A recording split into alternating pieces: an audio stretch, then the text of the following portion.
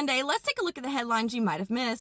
King's protests stretched across every major city in our country over the weekend. American people say they are done seeing their tax dollars used to destroy families and fund wars while we can't even provide adequate housing, food, health care, and support for our own. Citizens were arrested at an LA demonstration after failing to disperse, and a pink inflatable animal was shoved, trampled, and drug away from a protest in Portland. After a Portland demonstration, protesters gathered outside the ICE facility. At some point, there was a clash between uniforms and civilians after demonstrators attempted to seize the ICE facility and break the gate. In the video footage of the clash, you can see the pink inflatable being shoved, thrown to the ground, and later drug away. High-ranking United Nations diplomat has resigned after alleging the UN is currently preparing for a case in which nuclear weapons would be used against Iran. Mohammed Safa issued a public resignation notice claiming he could no longer bear witness to this crime against humanity. The most recent post on X reads, "I don't think people understand the gravity of the situation as the UN is preparing for possible nuclear weapon use." According to Safa, a misinformation campaign has been deployed to encourage a broader regional war. Speaking of broadening the war, Republican Representative Nancy Mace says Congress must approve any troop deployment. Mace recently attended a classified briefing on the war and said that it raised concerns over the administration's plan. The same day, it was reported that the Pentagon is preparing for limited ground operations in Iraq. Nancy Mace told CNN, "We don't want troops on the ground. If we're going to do a conventional ground operation with Marines in the 82nd, I believe Congress should have a say and should be briefed." About that ground operation, Trump wishes to seize oil in Iran and says that anyone who doesn't agree is stupid. You know who else thinks we're stupid? Iran's parliament speaker. He told Iranian official media Sunday the enemy publicly sends messages of negotiation and dialogue while secretly planning a ground attack.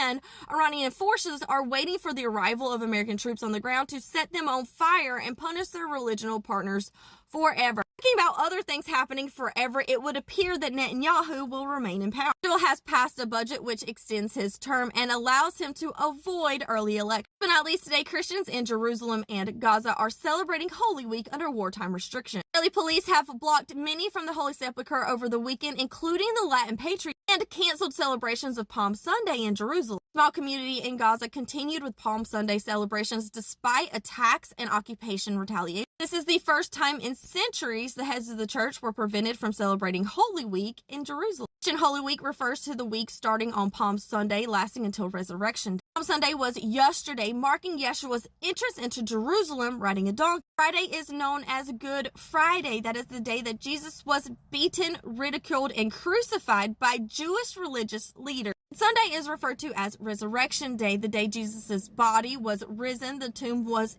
empty, and he revealed himself to his followers. That's all we have for today. Peace, love, and hippie drugs, and stay informed.